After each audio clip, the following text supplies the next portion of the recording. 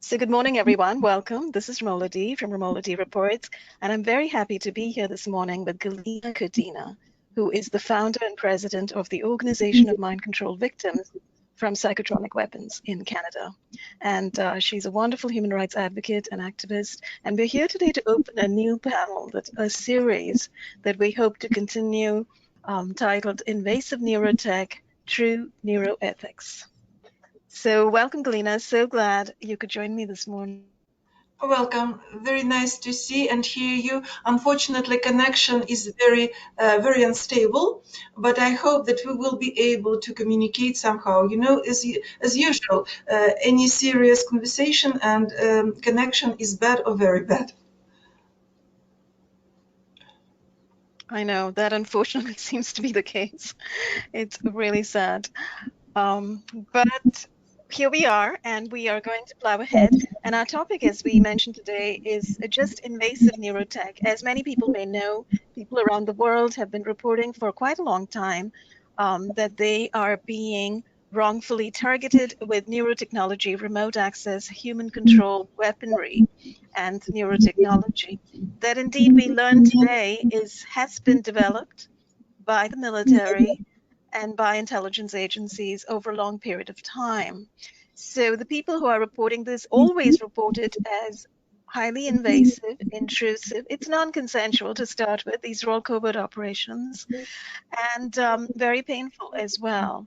Most people who report neurotechnology assault are also reporting directed energy weapon assault with microwave weapons and covert implantation. So it is obviously a huge issue facing all of humanity today. This is an issue of human rights, an issue of crimes against humanity, and we do need to discuss the situation thoroughly. So we do know and we are aware that many people around the world, particularly in universities, are today looking at neuroethics, neuro rights, neuro privacy. However, those of us who are looking at the human rights aspect, reporting neurotech assault, are going one step further. We are looking at true neuroethics. What are true neuroethics in an age when the militaries of the world and the intelligence agencies of the world have been permitted to use classifications and secrecy in order to secretly and covert assault people with remote access neurotechnology? You know, we have to look at crimes against humanity, and we have to put the information out that these are dreadful, dreadful crimes that need to be stopped. So Galina has been working on this for a long time, and Galina is very active online in putting information out, trying hard to raise public awareness, including among the very same audience goes to the DARPA website, who goes to the Elon Musk, the public domain neuroscience websites, and publishes videos, etc. So Galina makes comments over there. She writes a lot of information. She posts links, and that's what I hope we can talk about this morning, because she has a lot of information to relay to us on that subject. So did you want to discuss that, Galina? Yes, first of all, I would like to emphasize for all targeted individuals. Of course, our human rights must be developed, perfected, detailed. But keep in mind that all laws that defend us have been admitted for decades and centuries. All laws that defend us are in place. What criminals do to us are breach of violence of our privacy, torture, kidnapping, assault, battery with deadly weapon, and many, many other crimes. So please do not let anybody say that until your rights are admitted, there are no laws to defend us. No. If we let perpetrators say such things, it means that all they do to us at the moment and did before is legal. And it doesn't even make sense to go to police or to go to courts, because if there are no laws that defend us, This is not a crime. Please do not let anybody claim such things. It is not right. All laws have been in place for decades and centuries, just as usual, as parliaments in all countries do every day, every business day. They perfect laws, they detail and advance laws. The same must be done with our human rights and our rights. Freedom of speech, freedom of thought, freedom of communication, of meetings, of conscience, and blah blah blah. They may be perfected and advanced, but it doesn't mean that these human rights and these laws do not exist at all. Because I received a lot of offers to sign petitions or to support some projects about neuro rights that mentioned that at this moment we are defenseless. No, it is not right. But let's go back to DARPA TV. I really I'm subscribed and I receive information about every new DARPA video. And I go online to this YouTube channel. It is called DARPA TV. And I leave pretty the same comment under each video. I will read you this comment. A lot of videos were deleted, but several comments are still there. I can read you this comment. Psychotronic means remote mind and body control, well-known bidirectional brain-machine or brain-computer interface, BCI, that allows computers and other special equipment to influence and write into human brain is actually the psychotronic weapon. You can find hundreds of articles in scientific journals and mainstream media about different projects that create psychotronic technologies. For example, DARPA finances researchers in 15 American laboratories, including Rice and Brown universities, in order to develop devices that read mind and write into it. Scientists in Brown University aim to develop a cortical intranet of tens of thousands of very small wireless chips that can be implanted onto or into the human cerebral cortex, the outer layer of the brain. The implants, so-called neurograins, will operate independently, interfacing with the brain at the level of a single neuron. The system will be designed to have both readout and write-in capabilities. It will be able to record neural activity and will also have the capability to stimulate it through tiny electrical pulses. Rice University got a grant of $18 million American dollars for the project. Brown University, $19 million of American dollars for this purpose. Just tens, not hundreds or thousands, but tens of researchers are involved in these projects that will be ready in approximately 2022-2023. This information means, by the way, they started in 2018. This information means that these scientists are actually washing ready, dirty military technologies, because these technologies are very expensive, cost tens and thousands of billions, not millions dollars, have taken efforts of thousands of scientists for many, not tens, but thousands, for many decades, not for 4 or 5 years. This psychotronic equipment and special computer programs, artificial intelligence, have been created, developed, and perfected for decades on human subjects, including involuntary human subjects who have never ever given their informed consent to be guinea pigs in these classified military experiments. Targeted individuals are people who claim that they are these involuntary human subjects who were or still are used in this fascist mind control experimentation.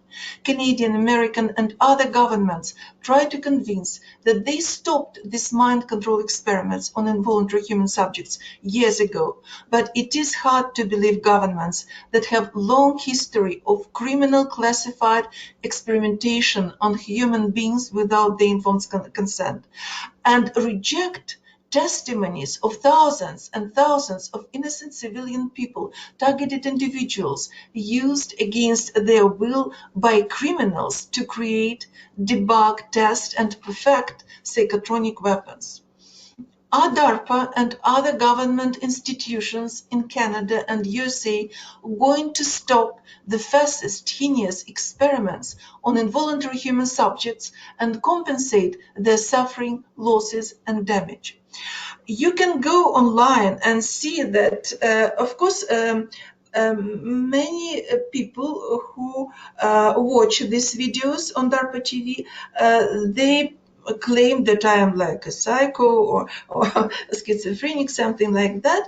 But as usual, I answer them that, Cyber trolls. yes, but please, what do you have to say about this to the point, without insults that other people are crazy?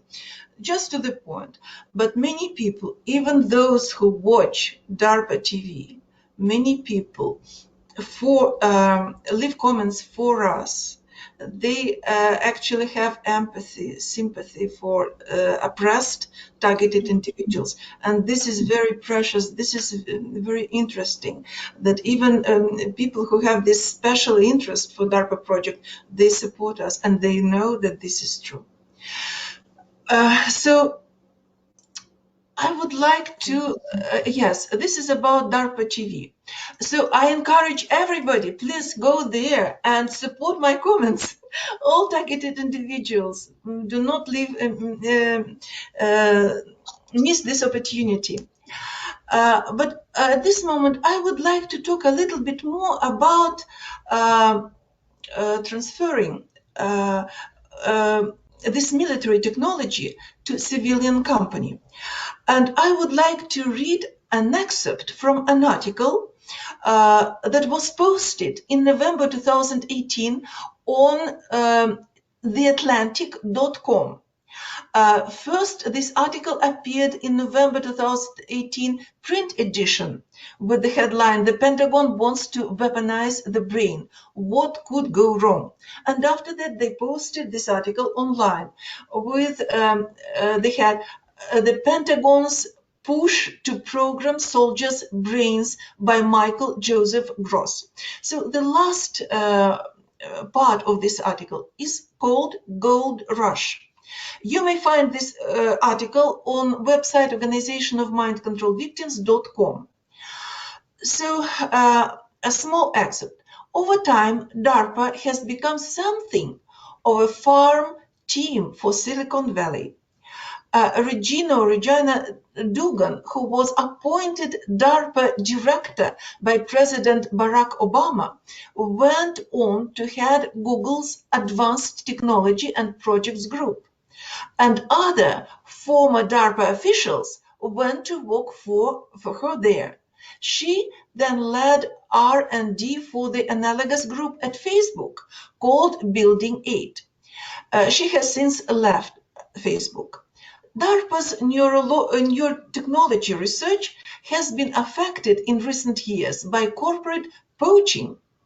Doug Weber told me, author of this article, that some DARPA researchers have been scooped up by companies including Verily, the life sciences division of Alphabet, the parent company of Google, which in partnership with the British pharmaceutical conglomerate GlaxoSmithKline created a company called Galvani Bioelectronics to bring neuromodulation devices to market. Galvani calls its business bioelectric medicine, which conveys an aura of warmth and trustworthiness. Ted Berger, a University of Southern California biomedical engineer who collaborated with the Wake Forest researchers on their studies of memory transfer in rats, worked as chief science officer at the neurotechnology company Kernel, which plans to build advanced neural interfaces to treat disease and dysfunction, illuminate the mechanisms of intelligence, and extend cognition.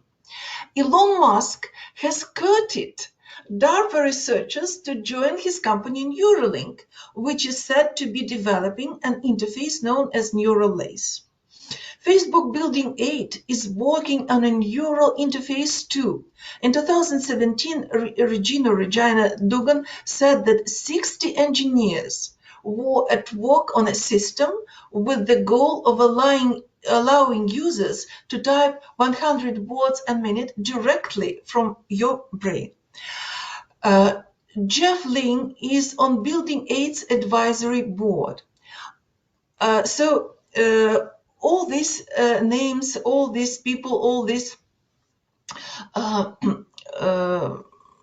companies, they prove that this company could and offer DARPA researchers leave DARPA and join their companies, or maybe DARPA researchers find more profitable to work for private companies. But anyway, these private companies receive DARPA researchers with all their knowledge, data and technologies. Furthermore, when we talk about Elon Musk project, Neurotech,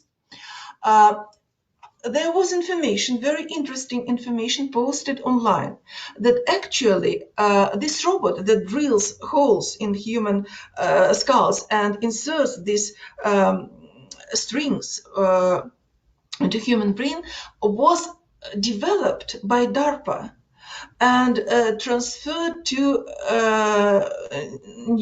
Elon Musk. This information was on Twitter. And after that, Massachusetts Technological Institute, MIT, yes, posted an article on their website that contained this Twitter by DARPA that they transferred ready technology to Elon Musk. Of course, I work on many channels, and including Elon Musk Neuralink channel. But I may say to you that team of Elon Musk, they accurately delete all my comments. As soon as I try to post these references, links to Twitter, to this tweet by DARPA, or to this article by MIT, they immediately delete this information.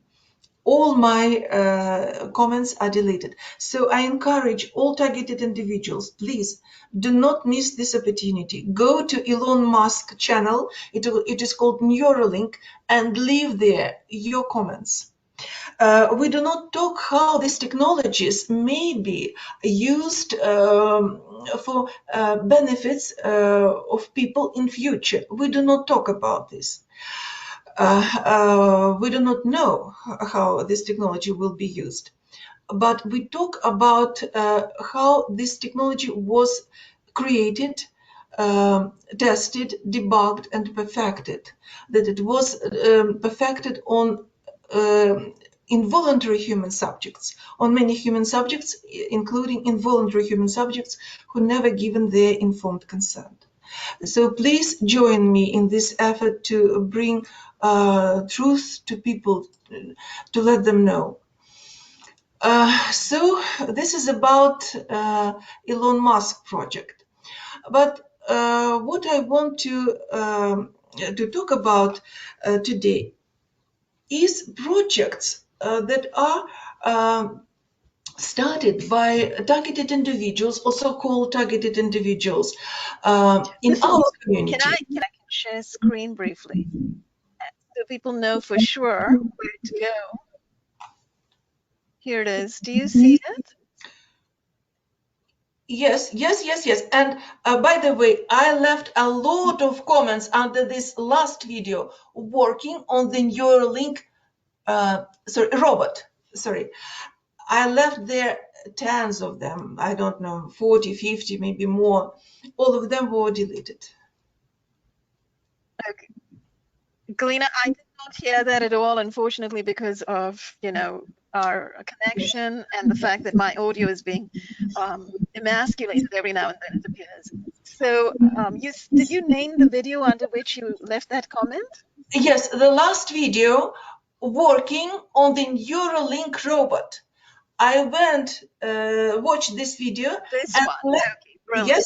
yes, this one, and left like maybe 40, maybe 50 comments with these links to DARPA tweet and to article posted by MIT. All of these comments were deleted. That's why I encourage targeted individuals. Please do not miss this opportunity. Go to these channels and post truth. Inform people about how this technology was created and developed. Brilliant. So this is the one that you had left comments on that were erased. Very wrongful of Elon Musk and Neuralink and Yes. his channel to do this. So I also wanted to show DARPA TV very briefly. Gosh, if I can make sense of what's going on my screen over here. There's all sorts of controls interfering, so I can't quite see things. But you know what I can do? Oh, I've gone to the wrong page over here. Sorry about that. Okay, let me go to youtube.com and pull up DARPA TV one more time. And people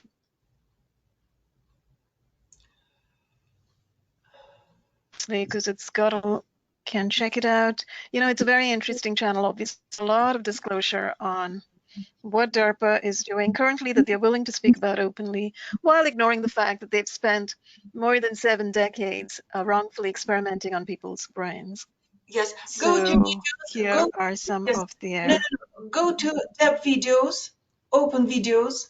Yes, please. Okay. And try to open the last one, Voices from DARPA. The first one, the first, yes. The first is the last one, actually. Yes. Okay. Yeah, here it is. I'm trying to open it. Yes. And go down and you will see there my comment. Please join and support me. So my computer is not responding as I'm trying to go down and as I'm trying to minimize over here. But I'll give it a shot. You can see all sorts of strange things are happening. So this is deliberate, obviously. Here we go. Let me try one more time. So is your comment there up there right now? It must be, yes, it must be. Okay. Oh, just a moment. I do not see it. So go a little bit up. Oh, strange. Do you see it? It's not here. No, Okay. I don't see it. Oh, it means that they deleted. I see. Okay, go to another video. Maybe it means that they actively delete this. They Okay. are actively deleting. That's what it means. Yes, Absolutely. go to previous. Maybe yes. This one. This one, yes. DARPA Defense Sciences Office. Did you leave a comment there? I You know, the Voices from DARPA. It seems like that's a podcast, and they've got a few of those. Yes, try to open this one and go down. There must be.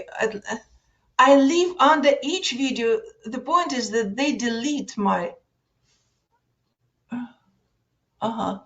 Yeah, they are deleting your comments as quickly as you post them, it seems like.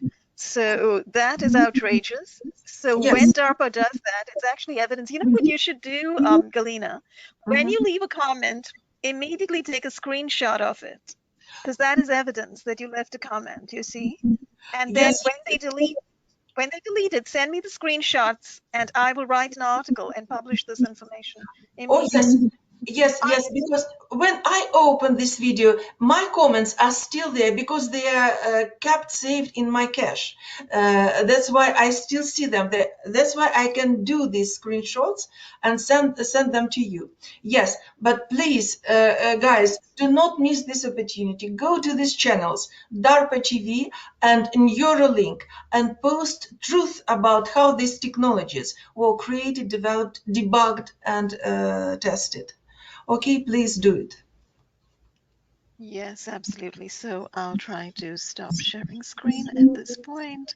Come back to the studio. So here we are. So Yes. thank you very much, Galina, for that information. And indeed, I recommend also anybody who's watching, if you are leaving comments and your comments are being removed, please send me an email and send me your comment, and I will publish your comment and I will publish what has happened, because I think we need to call DARPA out publicly. As people know, DARPA is very, very much involved in non-consensual experimentation and the targeting of people around this country, around North America, no doubt, and probably Europe as well. But, I know there are other agencies involved, but no doubt DARPA is, because it's on the cutting edge of military research. Of course, no doubt, because we know from their own tweets that they passed this ready, well-developed technology to Elon Musk. And Elon Musk just, plays this genius who has managed to develop this technology for several years with several tens of scientists, when actually this technology was created for decades by thousands. And handed to him from your testimonial, as you mentioned, with Yes. that train of tweets actually disclosing it and information from DARPA disclosing that the tech was given to Elon Musk. Yes. So at this moment, I would like to. For which I should just add one note, sorry, Galina, that the information you talked about, actually, we should publish that information. The tweet from DARPA, as well as all of the information from DARPA pointing out that there was technology transferred to Elon Musk Yes. and Neuralink. Yeah, we'll Yes. publish it. We'll dig it up and publish it. Yes. But at this moment, I would like to talk a little bit about projects. Yes. Yes. That are Yeah. going on in our community. Uh, I received several messages, several letters about these projects, but at this time I would like to talk about the last one. Project by Mr. Maxwell Williams. I can read you exchange of email letters between me and Mr. Williams. Mm-hmm. Actually, I got this email letter from Mary Lamont, and she asked people to contact Mr. Williams. So first, excerpt from letter from Mary Lamont. On January the 4th this year. Hi everyone, below is a letter from dear friend Maxwell Harrison Williams, PhD. Max wrote the helpful OS-EH documents that I sent to many of you and is presently conducting a V2K study. Should you participate, you will find that Max is an excellent communicator and is easy to work with. Following is Max's letter. So, letter from Max Williams. Friends, many targets of remote delivered electronic assault received the attackers' voices. Over the last several years, we have conducted 3 studies of V2K.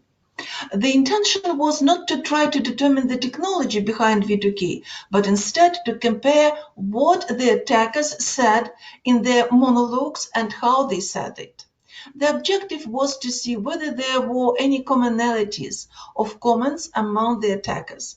Commonalities could show whether there is communication among the attack groups and whether they might use a kind of user manual in their voice attacks. The results of those 3 studies were very revealing. In all the studies, only a few targets participated.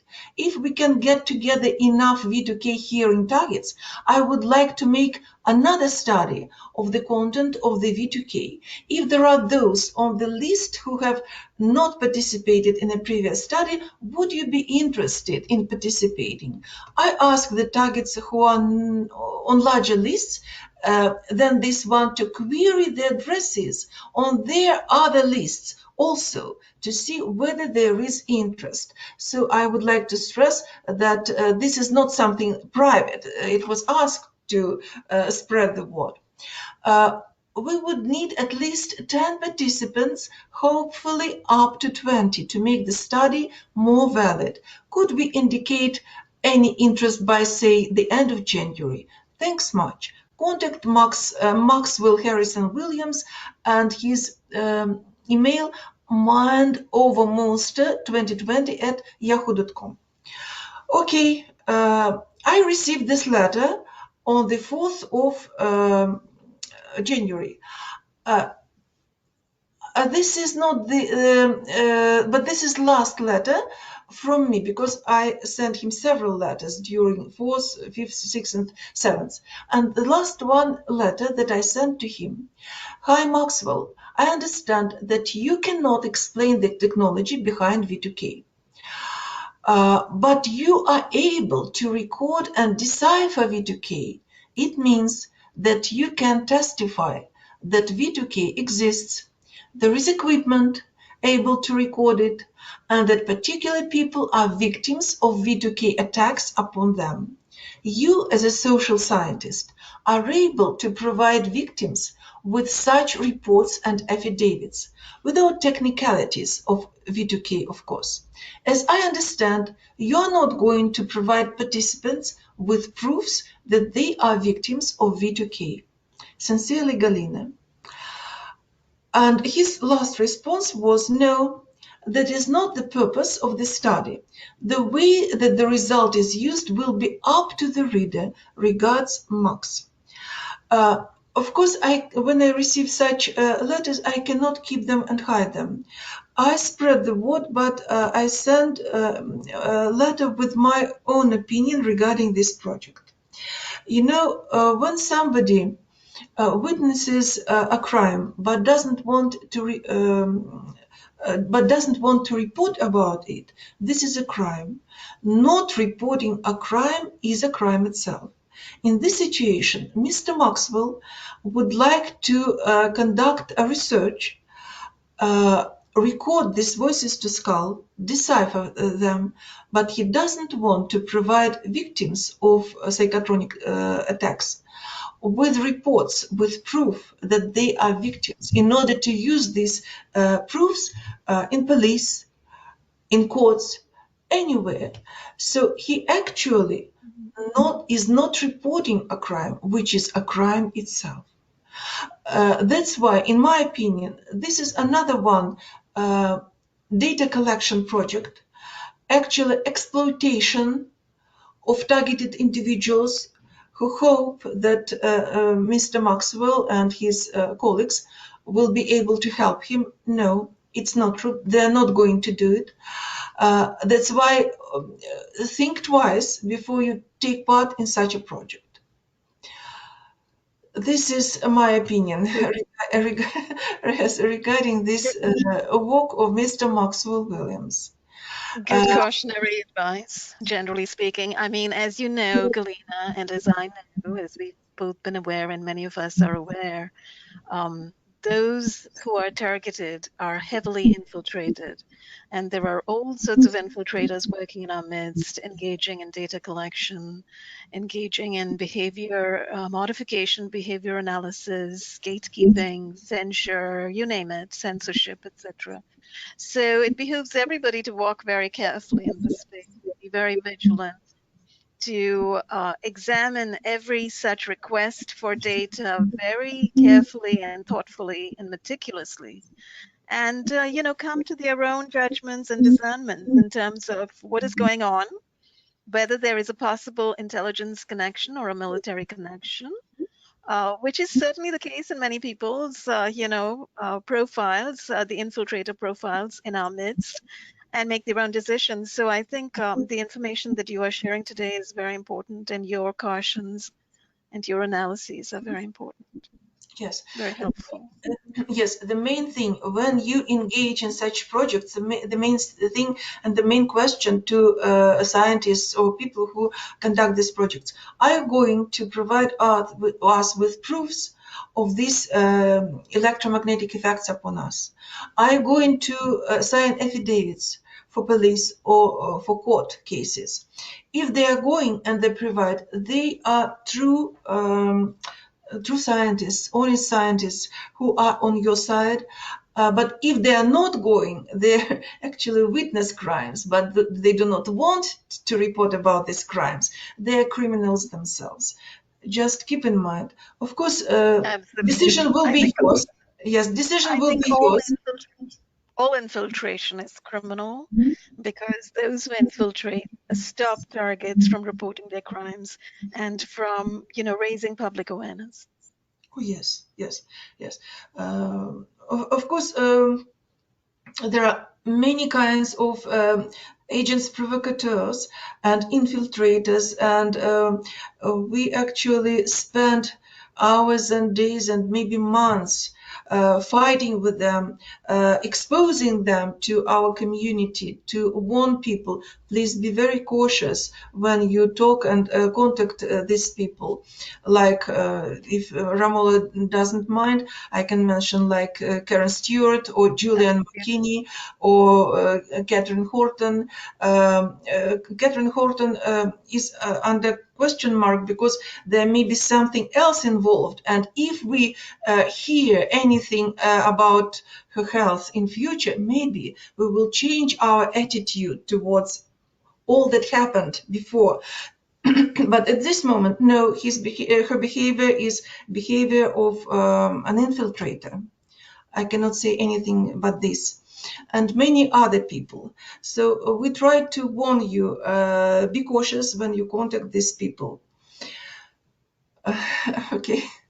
Absolutely. Unfortunately, their names, now at this point, it's a continuation. And I've published public notices, you've published public notices.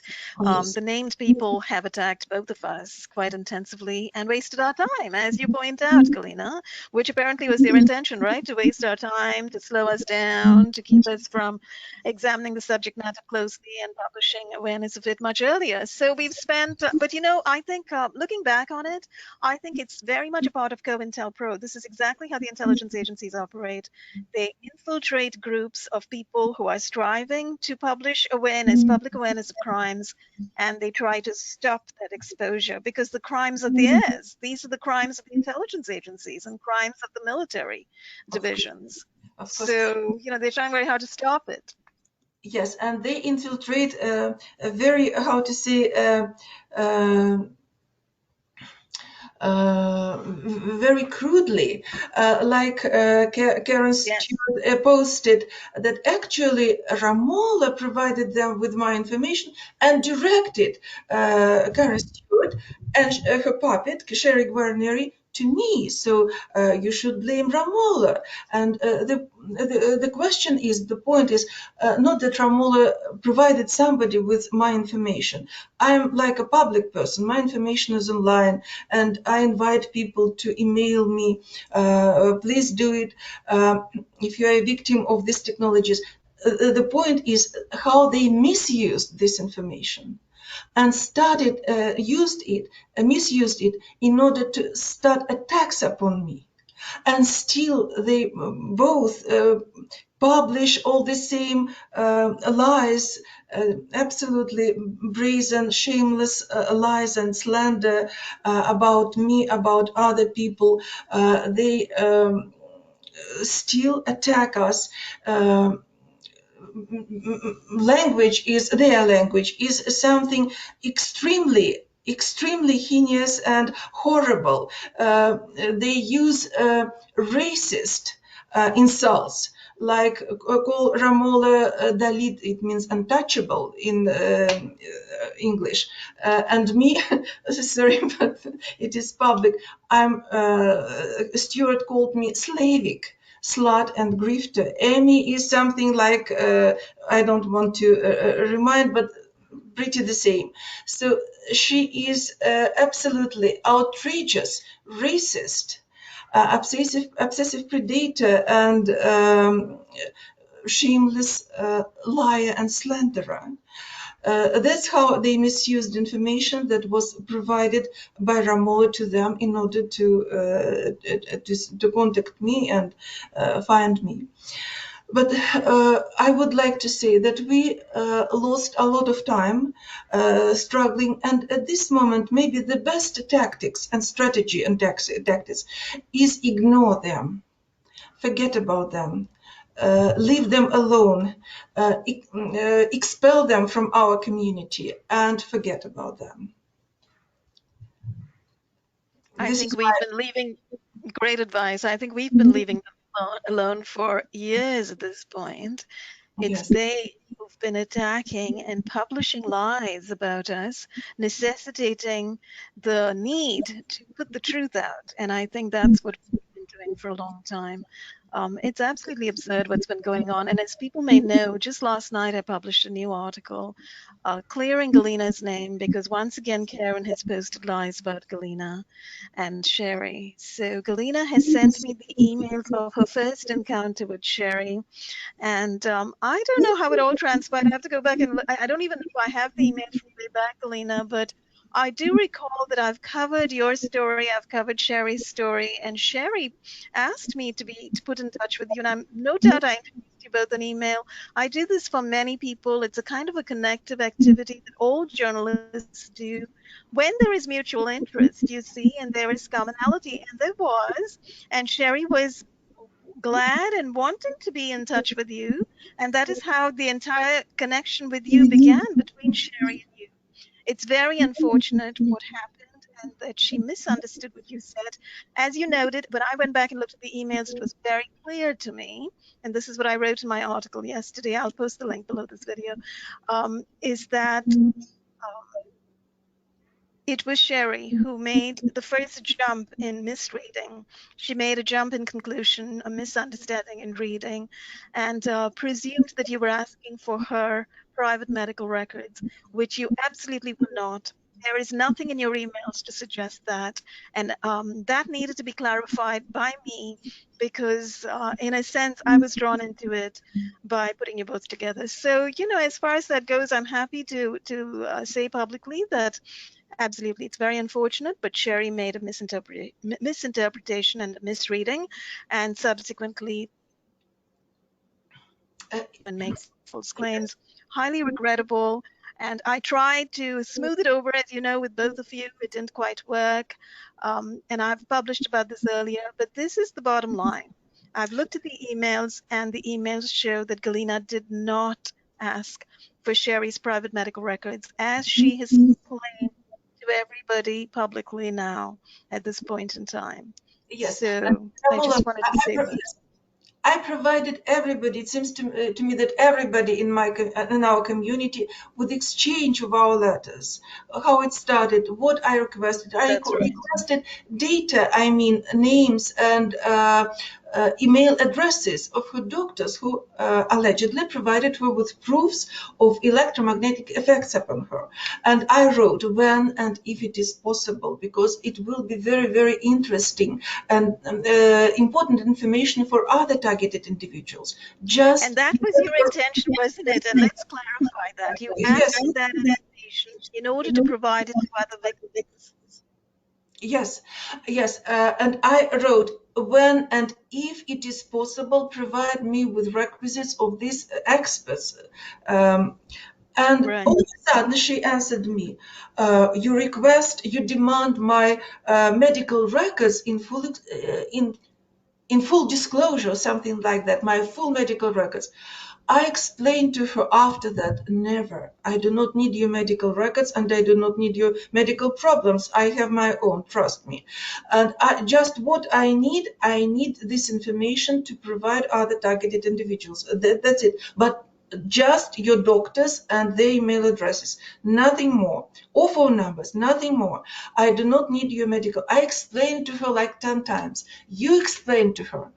Maybe Yeah. other people explained to her. So at this moment, it must be clear to her that nobody requested her medical records in full disclosure, in full volume.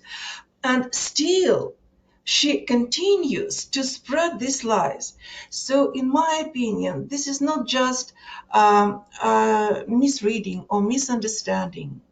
At this moment, she understands perfectly well what I requested, what happened, and she still insists. So this is not just a misunderstanding. It looks like, for me, like a pre-planned attack upon me. And this attack was planned by Sherry and Karen Stewart, because after all these explanations, after months and months and months and blah, blah, blah, they still spread this slander. It proves that this wasn't a simple misunderstanding. It was attacked, pre-planned by intelligence agents, provocateurs, and committed upon us. Entirely possible. I can't comment too closely on that, obviously, because, I don't know for certain. But as you say, what you are saying is important, indeed very important. And it is entirely possible, because I'm saying the same thing about Catherine Horton. I feel very certain of my path, because she began to literally do neuro-linguistic programming on me and start collecting information from me and start gatekeeping and censoring me, and also wasting my time, calling me just when I was in the middle of a major article and so forth, and spending 3 hours to take up my time. So she did all of that, and I think, and I make the same conclusion as you have made about Sherry and Karen. It was a pre-planned intelligence operation. It's COINTELPRO. It's Yes, you know, yes, yes. Yes, that's what I and conclude as well. yes, all of them. Karen Stewart was immediately informed by me. I sent to her all exchange of our letters between me and Sherry, how it started. She neglected, ignored all this information and continued this vicious, vile, heinous, horrible attacks upon me. And after that, or maybe in parallel, I don't know, upon Amy, upon you, upon Barbara, and many, many other true targeted individuals. You can go to her Perps and Nutcases Facebook page, and please, she posted a lot of videos about narcissists, something like that, about all this irrelevant information. But below this irrelevant information are her posts for other targeted individuals, and you will find that she insulted and attacked tens of innocent targeted individuals, not just like uh, That's correct. you, me, That's Amy, correct. Barbara, Very Cassandra. important to point out. Yes, she insulted tens of innocent targeted individuals. So, okay, at this moment, I think that it is enough.